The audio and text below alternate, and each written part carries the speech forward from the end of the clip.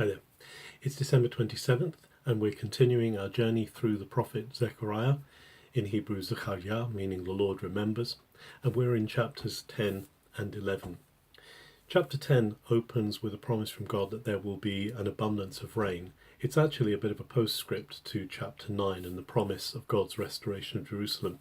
And rain, of course, especially spring rain, was a sign of God's favour and also a sign of abundance coming. So God's not just going to bless them spiritually, there's also going to be a physical expression of that. But then the Lord turns to the fact that he's going to redeem his people. He's going to redeem them spiritually as well.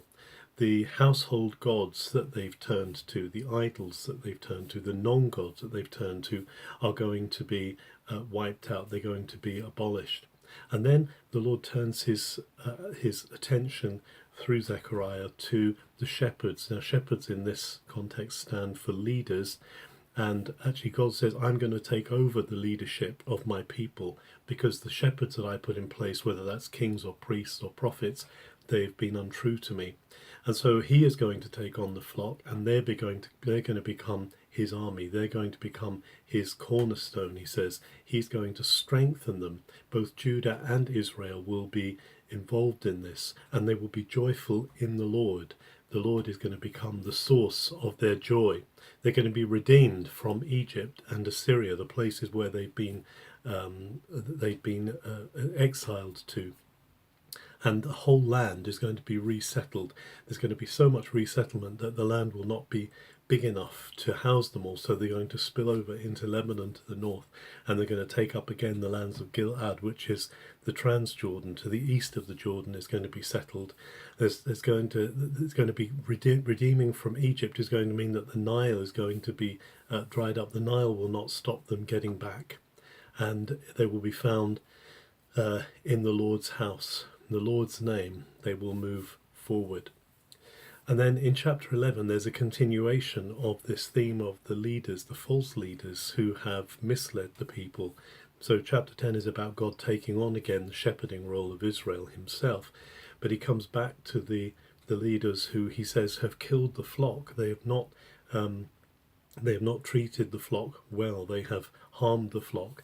And then there's this picture God uses of two staffs, two shepherd staffs in his hand. One is called sweetness, and the other one is called unity. And God says, I've broken the sweetness. I've broken the staff called sweetness, or maybe they've broken the staff of sweetness because of the way that they've treated the Lord, and the Lord's leaving them alone. He's leaving them to their fate. He's left them to their fate. And the three poor shepherds have been defeated, and maybe that refers to the last three kings of Judah, who were the most idolatrous and the ones who misled the people most. But also he's broken the staff of unity, which speaks of the togetherness of Judah and Israel.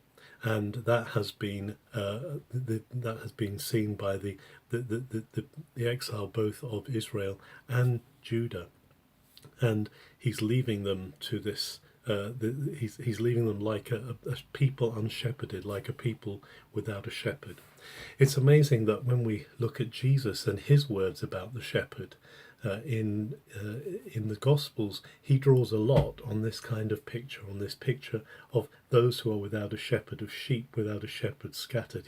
He looks at the people and he cries over them, he weeps over them because they are sheep without a shepherd and scattered.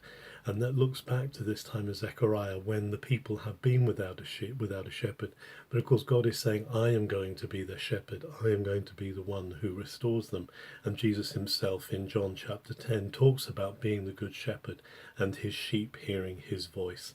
We can know today that we are in the care of a good shepherd, one who has his arm around us, and also who sends into his people good leaders who are faithful to him, leaders who will represent his heart to care for and not to harm his people. Have a very good December 27.